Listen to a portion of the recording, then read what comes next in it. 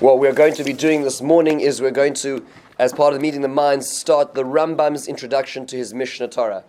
So just to appreciate this, what we did last week was the Ramban's introduction to his Pirush on the Torah. So it's highly focused on the Torah itself, what the focus and the point of the Torah Shebechsav is, its origins, how it was transmitted, how infinite ideas can be compounded into a finite space. Now we're going to focus on a very, very different perspective. The Rambam is one of the most influential figures in Jewish history in so many ways. And they say, of course, about him, Moshe, Ad Moshe lo kom k'Moshe, from Moses to Moses Maimonides. No one in between got up and arose like Moshe. And there's, of course, many Moshes in the room who are smiling. The Rambam in his youth actually was born in Spain and had to flee at a young age with his family. He went first to Morocco because of a radical Islamic control of the region at the time. It goes in his Jewish history has gone upwards and downwards between golden ages and radical fundamentalists. And so at that particular time, his family fled to Morocco, ultimately moving to Israel and then going back down to Egypt, where he settled in Fustat. And as we know, that he became the physician to the Sultan. And the Rambam not only was simply the physician to the Sultan, he was so famous that it is said, Rabbi Aryeh Kaplan in his description of the Yud Gimel Midas of the Rambam, in his introduction, points out that Richard the Lionheart actually tried to headhunt him. Right? Tried to asked him to be his personal physician. That's how powerful the Rambam was seen. Across the divide of Islam and the Christianity, he refused. He stayed under the good reign of Islam at the time. And not only was he world-renowned for his expertise, but he also was this incredible mind. He shaped and shifted Jewish history in a way that it's very hard to imagine anyone else ever did. And we'll see why in just a few seconds. So he wrote a number of Svarim on the run when he was a youngster. He wrote what we know as today, he wrote in Arabic originally, the Pirush HaMishnayos, his explanation to the Mishnayos. And later on, he wrote Moreh Nevuchim, the guide for the perplexed. Again, we have to understand the word perplexed is not in any way a derogatory term. It's the kind of perplexed that he talks about. Halavai, we should all be that perplexed, after having finished Shas and Poskim.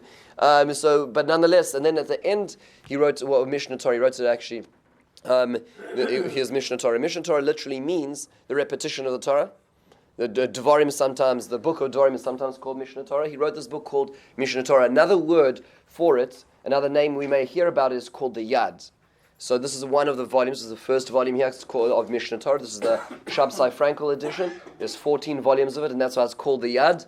The Yad means Yud Daled, 14. In fact, he called it himself Hayad HaChazaka, the strong hand, because he divided all the Torah into 14 sections.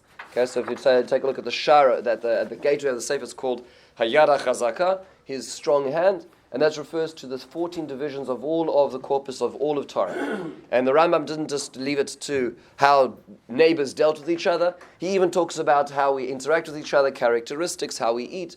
The Rambam on every level, the times of Mashiach, the times of the Beis HaMikdash, every single aspect of Halach he distilled into these 14 Svarim. And in introducing this is how he introduced it. So the focus of his introduction is going to be not only giving the historical context for why he wrote his Sefer, which is incredibly important, but really what is Torah Sheba'al Peh? What is the oral Torah in the first place? Because that's what he's dealing with. He's dealing with Torah Sheba'al Peh and distilling it. So what is it? And that's going to be radically different to what we've been learning last week, where we looked at the Torah Shebechsav, the written Torah, which was what the Ramban was focusing on his commentary on the Torah. So just to appreciate where we're coming from and where we're going. This particular Hakdama, this particular introduction, is so well known and so important in terms of Jewish history. There are books written just on the introduction. Forget the Yad. Forget the other 14 volumes. So, for instance, a friend of mine gave me a book called the Me'oros Rambam. This is the shiurim given by Rav Yaakov Weinberg, who was the Rosh Hashiva of Ner Yisrael many years ago. And he, based on his shiurim, his Talmudim put together an entire sefer just on what we're learning today. Just a sefer.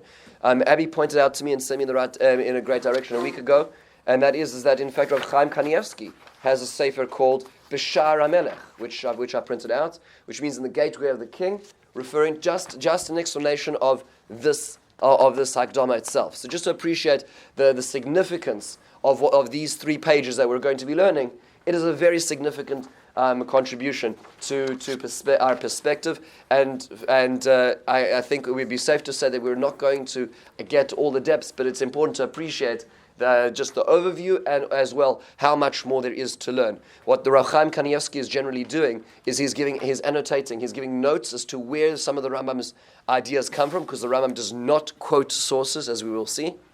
And Rav Yaakov Weinberg is giving more the broader picture when going through. So perhaps we'll touch on some of their perspectives as we go through. So let's start at the very beginning, which is always the very best place to start. And I actually, what I did was, like we did last week, is I divided the actual Hakdama into sections.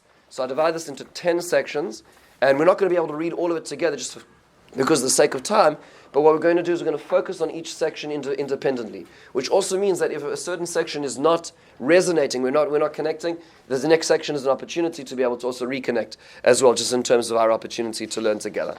So the Rambam starts off very generally, and he's going to get very specific. I actually am trying to race to get towards the end, which is where there are some very, very crucial issues that I think that most people are not aware of in general about Torah Sheba'al Peh and the Rambam's ideology, which is really remarkable. He starts off very similarly to the Ramban, and we're going to start off in the first section. So if we're now in the actual text, this is the standard text in many of the versions of the Rambam today, and here's how it goes. At the very beginning, just a question that we need to ask ourselves is, what was given at Sinai? Like at Sinai, what did the Jews actually walk out with? Exactly, that's question number 1 that we're thinking about. And question number 2 is, what happened with all of that? Right, so where did all of that, how did Sinai continue afterwards? That's the question the Rambam is dealing with, right? So basic questions, right? We have what we have today. How does what we have today relate to what was given then? That's the starting point. So he starts off by saying, on the top right-hand column, he says, Kol ha-mitzvah shenitnu lo Moshe b'Sinai b'ferushon nitnu. Everything at Sinai was given with an explanation. With an explanation, that's important. So it wasn't a random set of ideas. There was a very specific way of understanding them. Shneimar, how does he know this? This, by the way, is the same pasuk the Ramban quotes when explaining his introduction. How do we know what was given at Sinai? Because the Torah says so. And I gave him the luchos even, v'Torah v'mitzvah. The tablets, those are pretty clear. And the 2 more ambiguous words are Torah and mitzvah. What the Ramban had said was, Torah refers to, we'll call it narrative, story, and mitzvah refers to commandments. The Rambam is going to veer away from that perspective, and he says a completely different thing. Torah zu Torah shebichsav. Torah refers to the written Torah, which is a finite, we'll call it specifically written part of Torah. Va mitzvah zu pirusha. Mitzvah is its explanation. V'tzivanu la'asos Torah al pi mitzvah. That we're commanded to do the Torah based on that commandment. So let's take an example. The Torah says in the Aseres HaDibros, as we get to Aseres HaDibros number 4, we're told to keep Shabbos. And in fact, at various places in the Torah, it's on the pain of death. But the Torah does not explain to us what exactly it is. So here we have this issue, where every 7 days we know that if we do something wrong, we stand to be in jeopardy of our lives. But the Torah never really explicitly actually tells us what to do or not to do. The closest we get is that in Parshas Vayakel, the Torah says that you cannot light a fire. Okay? If that's all Shabbos was, we're all right. But there's a lot more to Shabbos. And therefore, the mitzvah, which means to say, how do you do this? How do you actually fulfill this?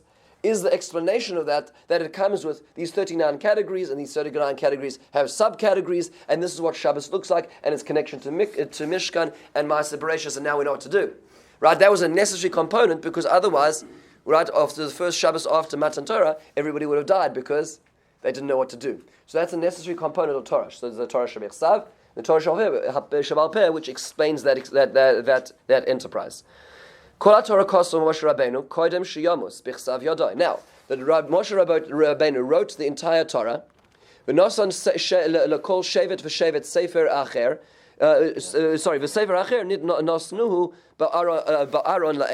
So he wrote 12 books of the Torah, 1 for each tribe for posterity, and the 13th one was actually placed in the Aron, in the Ark of the Covenant. It should be noted there's actually a debate in the Gemara and Basra if it went in the Ark or if it went next to the Ark on a ledge which came out of it. The Gemara and Basra Yudalit. But nonetheless, the Rambam is pasking that it belonged in the Aron. So although we to ourselves always imagine the tablets fitting into the Aron, it's true the tablets went there and the Shivrei Luchos as well, but there was also a Sefer Torah. Why was it put there? By the way, what was the point of this whole business? To authenticate others. So the reason is, he says, does he quote it here? But in general, the Gemara says, is that this was used as a golden standard. So like in France, in Paris today, there is the platinum meter, right? And that is the exact measure of what the meter is.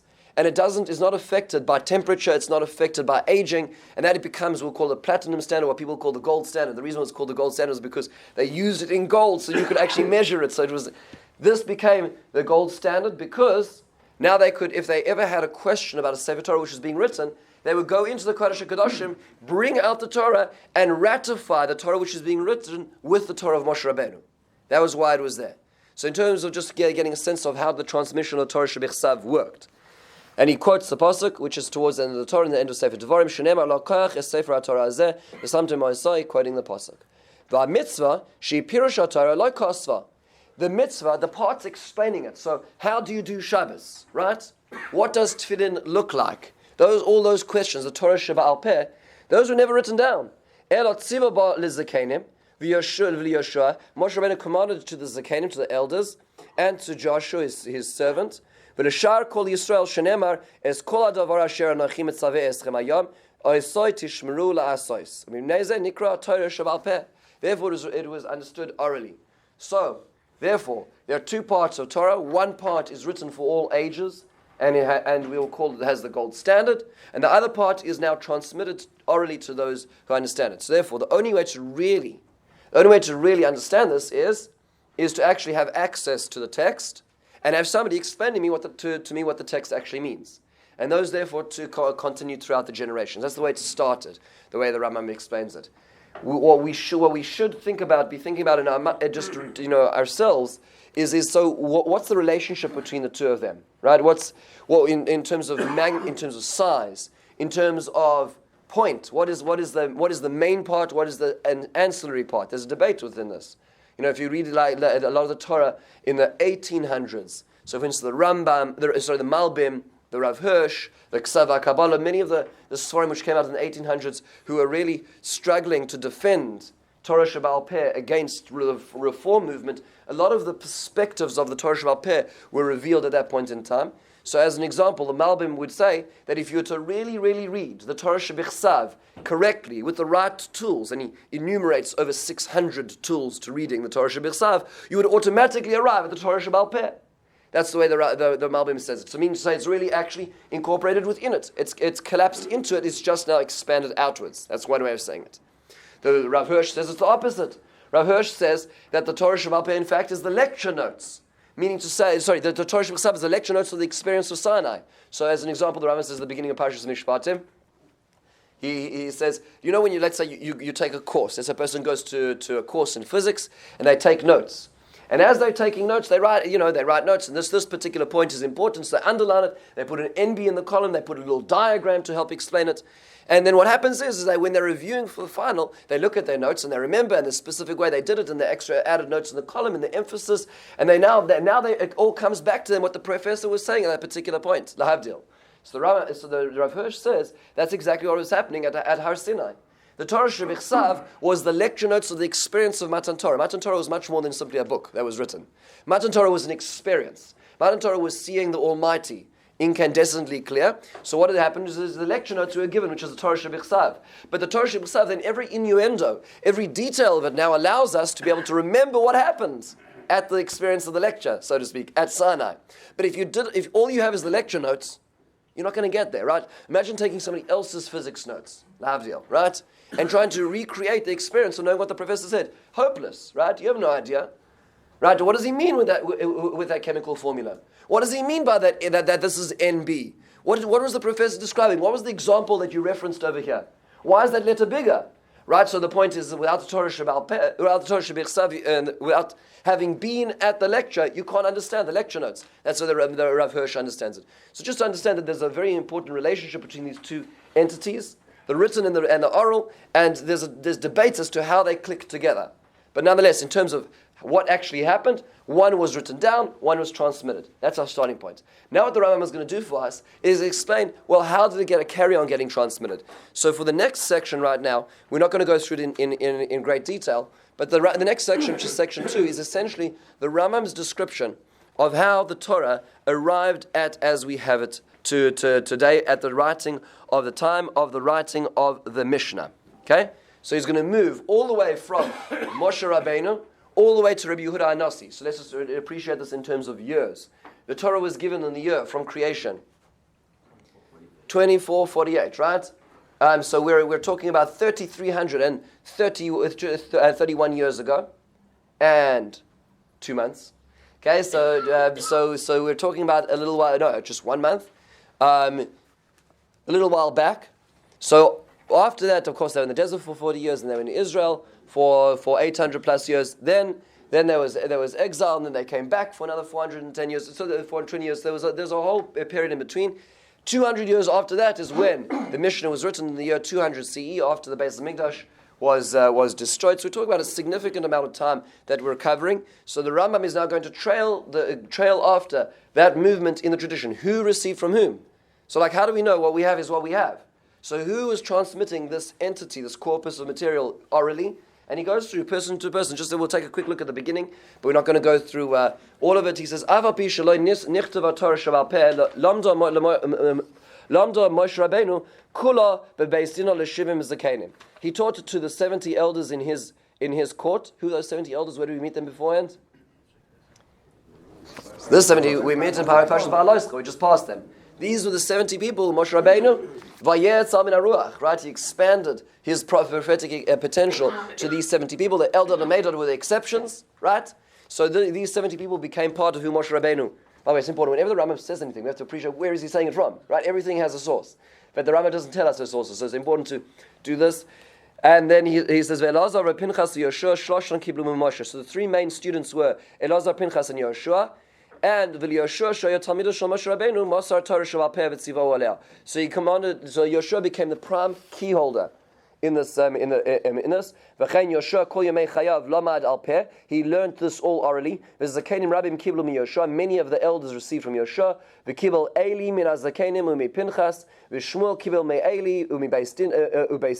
And he goes on. Then there's Eli. Eli appears in which book in Tanakh?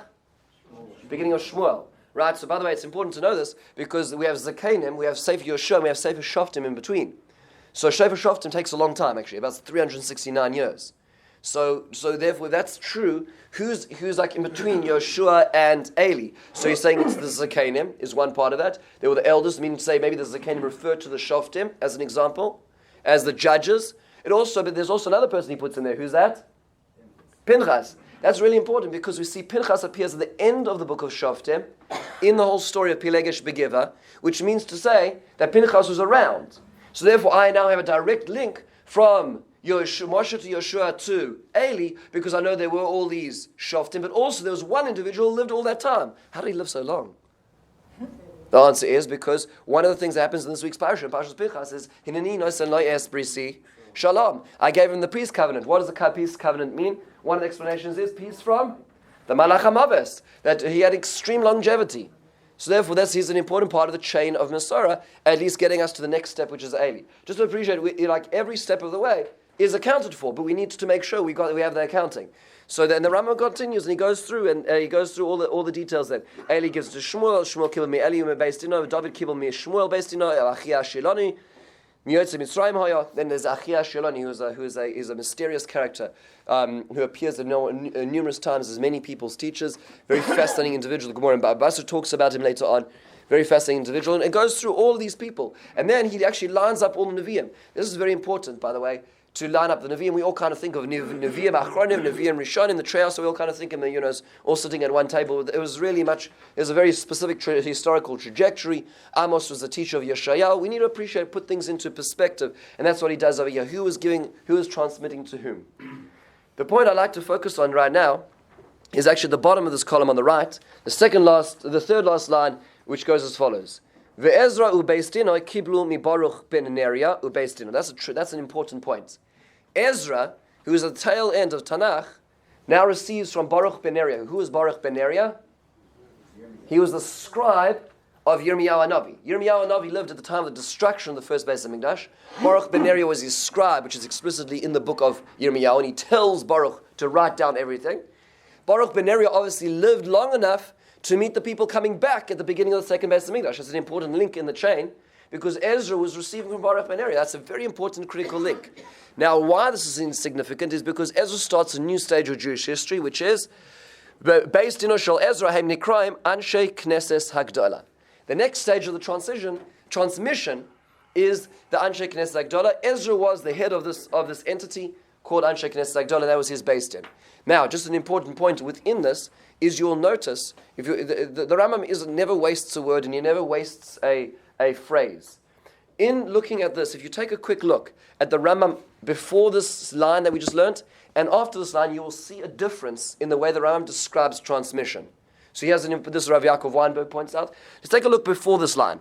When it talks about everybody receiving from everybody else, up till now, you'll notice it will say the person received, right, from the previous generation and they're based in, right? So for instance, he gives an example, Elisha kibel me'Eliyahu u'beis dinoi.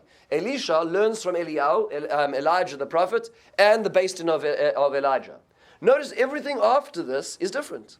Everything after this is, after Anshe Knesset Hagdola, he describes, he gives a whole description of who Anshe Knesset Hagdola are flowing on to the top of the next column. He's Achron Haya Mishimon HaTzadik, V'hu Haya Michlal HaMea Ve'esrim. He was one of the 120 of this Anshe Knesset Hagdola. V'kibel Torah Sheba'al Peh Mikulam, V'hu Haya Kohen Gadol Achar Ezra. He was the Kohen Gadol after Ezra. Antignos Ish Soichoi U'Beis Dinoi Kiblo Mishimon HaTzadik. The next person is Antignos Ish Soichoi, and is based in who received from Shimon HaTzadik. Now, you see something interesting, and this carries on the same pattern. Up till Anshe Knesset Hagdola, the way it's described is person X received from the previous generations based in. Right? And then person Y received from the previous generations person and based in. Thereafter, after Anshe Knesset Hagdola, what happens? It says person X and their based in received from the previous generation.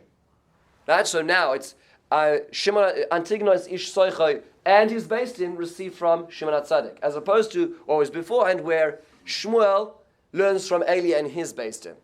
What you see over here as an important point is that actually the shift of power has shifted just in the very basic way the Rambam has described it, that beforehand there was one central authority who was responsible for transmission. That was one person, that was that Navi, whether it was Eli, whether it was Shmuel, whether it was Elisha, Eliyahu, whether it was Yeshayahu, Yirmiyahu. There was one person in charge of that material, and he educated his based in.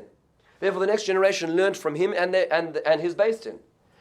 After Anshe Knesset Hagdola, something changed, and that was that actually the transmission, the receiving end, had to be receiving many. There were many receivers, not one receiver anymore. There was the whole based in was receiving. Why was that necessary? Because one individual could no longer receive it. One individual could no longer encompass all that material. It required a team to receive the material of transmission of Torah Sheba'al Peh. That's what seems to be happening over here. What changed? Why is the Rambam describing this differently? What changed in the transition over here? What was the major shift? Nevuah ended. Machlokes enters in 5 generations later. We'll see where it starts. But it's interesting that what happened over here is the cessation of Nevuah. Remember, let's go back to the first mission in Perkei Avos.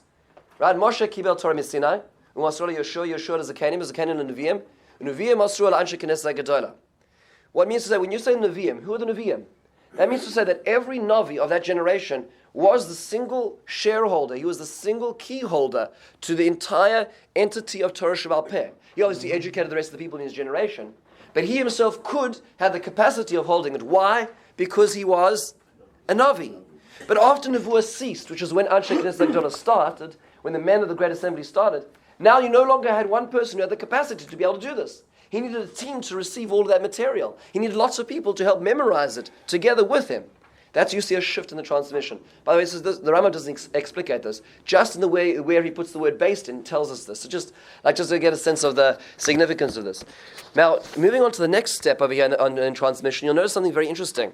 Of course, the next stage, the next little part of this paragraph, relates to the first parak of Pirkei Avos, where we see a lot of people that we recognize. There's Antigonosh Yisoichai, then we hear about Yosef ben Yoezer, and Yosef ben Yoezer Ish Tzreda, Yosef ben Yochanan Ish Yerushalayim, and then we have Yoshua ben Parachia, Nitar Arbeli, then we have Shimon ben Shetach, and Yehuda ben Tabai, then we have Yoshua ben Parachia, Nitar Arbeli, and Shmai Vavtalion, and then we have Hillel and Shammai.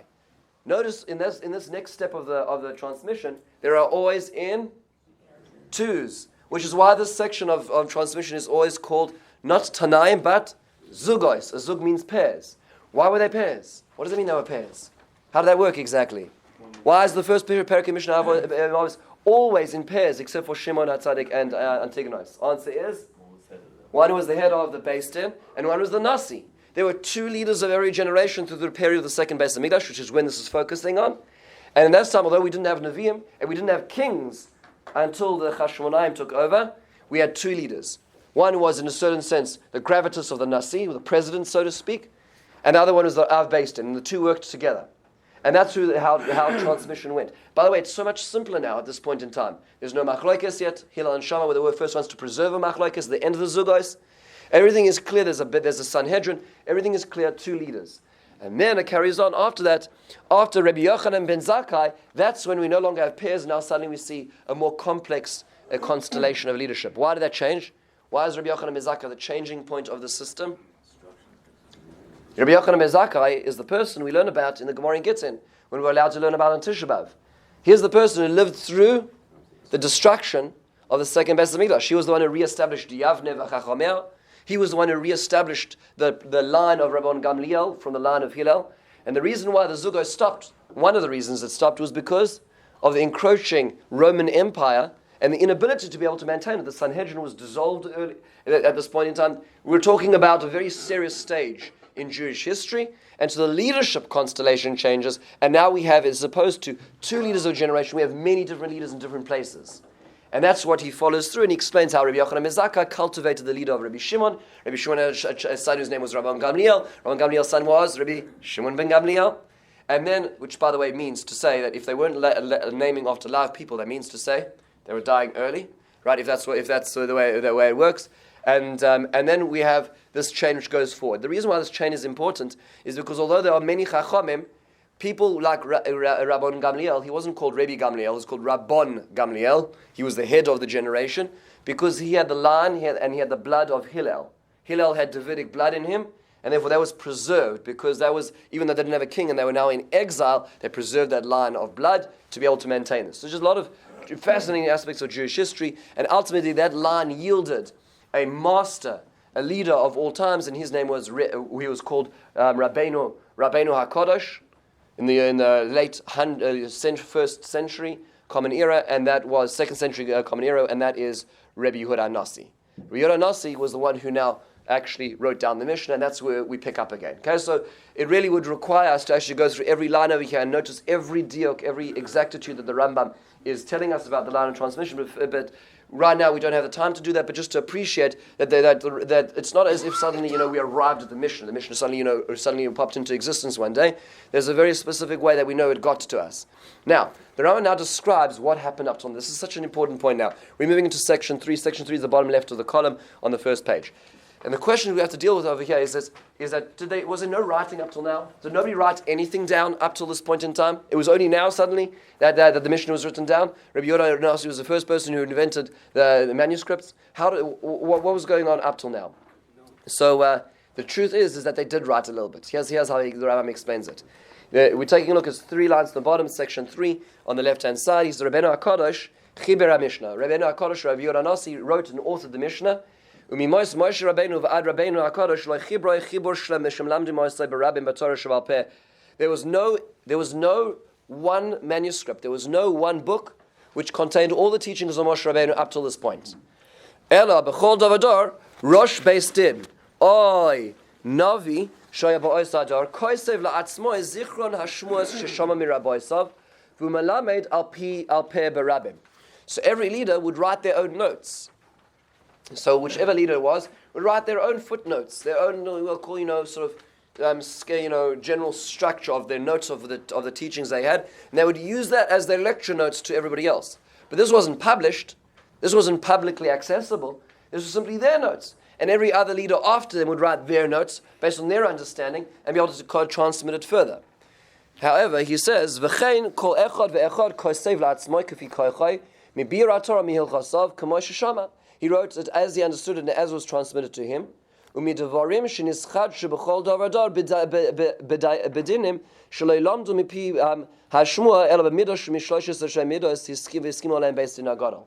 And any extra additions, any expoundings of the Torah were also written down and added to the notes of that particular leader. V'chen hayadavar tamid ad Rabbeinu HaKadosh. This was how it used to go until Rabbi Yehuda Nasi. What did he do? V'hu kibetz kol hashmos. He gathered all the different teachings, all the different teachers. V'kol adinim, all the laws. V'kol abiurim, all the explanations of Pirushim. Sheshamu Moshe Rabbeinu. V'shelamdu based din. Shebechol dar v'dar, b'chol ha'Torah kula, v'chiber ha'kol lefi ha'Mishnah. And he put it all together. And the reason why he was able to do this, by the way, was because, number one, he lived at a gap after the Hadrianic persecutions where there was more space for Jews to exist religiously, and also he was fabulously wealthy, which meant to say that he did not depend on anybody. He held court, and therefore he was able to bring in everybody from wherever they were living at this point in time, in Babylon, in Israel, all around. And he brought everybody and he says, tell me what you heard. And he took all that material and he put it together into one entity called the Mishnah, which is divided into 6 sections, which we call today Shas, Shishas Sadarim. And then he goes on to say, V'shinanu l'chachamim barabim v'nigle l'kol Yisrael v'kosvu kulam. And he taught it to all of Israel, and he wrote it all down. V'rovtzu b'chol makom kedei shelo tishtakach Torah she'al peh Yisrael. And now he taught it everywhere so the Torah should not be forgotten. Which leads us to an important question. Why now? Why did Rabbeinu HaKadosh, why did Rabbi Yehuda HaNasi decide at this point in time in history, more than any point up till now, that it needed to be written down in one place and it wasn't sufficient with the lecture notes of one person versus another person? This is already post the Mikdash destruction. Why now? He explains, V'lama osa Rabbeinu HaKadosh kach. Why did he do this? Why did he not leave it as it was? He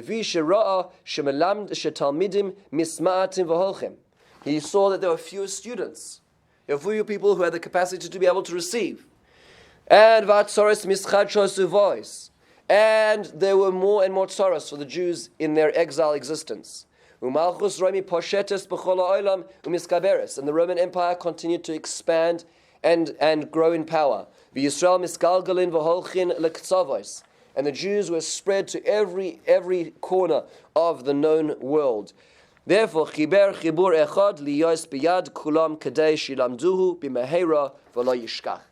us one framework which would allow us not to forget to actually incorporate the Torah She'al Peh. This is important because, as the Gemara in Gittin tells us, this was a sacrifice. It came with sacrifice. And that it was what was called a Hara'as Shah, a teaching of the hour, that that because of the need to preserve the Torah, they actually made a sacrifice by writing it down. What sacrifice do you make by writing it down? Big discussion. What sacrifice do you make by writing down the Torah She'al Peh? This was up till now was all oral, except for barring a few lecture notes, right? So why was it? What was the sacrifice of writing it down? There's much debate about this, but what was that? So good. So the Shloh HaKadosh says a fascinating thing, which is very, very fascinating. He says that the HaKadosh Baruch Hu realized that when he gave religion to the Jewish people, there would be a second market, as they say, right? There'd be lots of people who'd be interested in this, and therefore he wanted to preserve the truth of Judaism by not making it written down. It was holy to us and unique to us, and therefore the Torah Shebichsav, of course, was adopted and corrupted by many other religions. Right? We don't have to look too far, but the Torah She'al Peh he wanted to maintain as oral Torah, so that other nations would not be able to copy and corrupt it, because you had to be part of the system to be able to get it. And if when we wrote it down, we ultimately made ourselves accessible to the rest of the world. And go look at how Hadith works, which is the Islam comparison of Gemara. Of course, it came 400 years later when Islam was invented. But just to appreciate this, I mean, it follows a similar kind of thought process because the Torah Sheba'al Peh was already written down.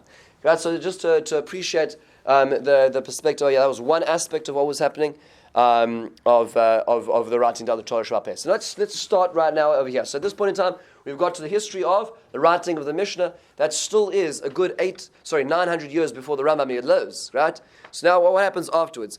So the Rambam then goes he makes an interesting point over here. We're not going to do this part inside as much, just for the sake of time, but the Rambam points out now that there was the Beis Din of Rabbeinu HaKadosh, of Rebbe. He didn't just do this alone. It wasn't like he was opened up shop by himself. He had 11 people. He had 11 shareholders as part of his enterprise, and he describes who they were. And he goes on to give a list of who these people were. Some of these people we hear about, some of them we don't hear about as much. He talks about Shimon ben Gamliel, Rabbi Efes, Rabbi Chanina ben Chama, Rabbi Chia, Rabbi Rav, Rabbi Yanai bar Kapra, Shmuel, Rabbi Yochanan, Rabbi Hoshea. So he describes these people. We hear about some of them in the Gemara, and he describes them all on his Beis Din. And in fact, it's interesting. There's a debate as to really were they on his Beis Din, were they not on his Beis Din, did they live sufficiently early enough to be able to be here. The Rava disagrees with who was on it or not. As you can see, there's a footnote on the side there. Be it as it may, he goes on to describe that each of these people wrote their own corpus of material. So after the Mishnah was written, this now opened the floodgates for writing down Torah Sheba'al Peh. So now you start seeing the emergence of other materials on the Torah Sheba'al Peh. So ideas like Brisa, Tosefta, right? These extra added. If you read a Tosefta, the Tosefta follows almost the same format as the Mishnah, just it has extra additional, we'll call it explanations, expansions. It's the same people talking. And very often a Tosefta is very helpful in trying to understand the Mishnah. There are people who wrote Pirushim just on the Tosefta, right? Well, and in fact, the Gemara often will marshal Tosefta into as a question on the Mishnah, because the Mishnah isn't consistent with a Tosefta or a Brisa, as an example. So the students of Rabbeinu HaKadosh started writing now the extra. Rebbe didn't write down everything. He wrote down we'll call the basic framework of Torah Sheba'al Peh, but there was much that was left unsaid. So already we start seeing the emergence of more sayings, which it was in the form of Tosefta and Brisa. Now, I'm looking at the time. The time is not very favorable right now because we just got midway over here. So what I would like to do is I'm just going to see if there's a way to do this. Don't want to lose any of the punch over here because it's we really have so much ahead of us still. What we should do is like this. What I would think is I don't want to rush this because there's so much to talk about. What we're going to do is the following.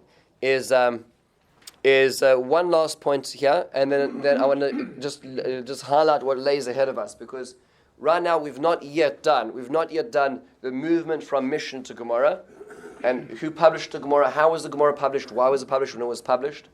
After the Gemara, what happened? The Gemara was published around the year 500. It's a pretty general term, approximately. But after the Gemara, we have almost a silence in Jewish history of writing.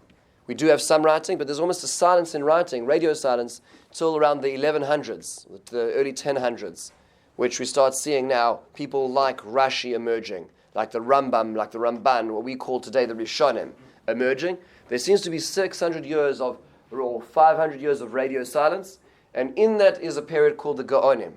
And the Rambam is going to explain what happened during that period. How was transmission continuing now in the new era of continued galus? How did the transmission of Torah Sheba'al Peh work? Can we track down who were the key holders through that particular period? So that's something we still have ahead of us. So we have two periods.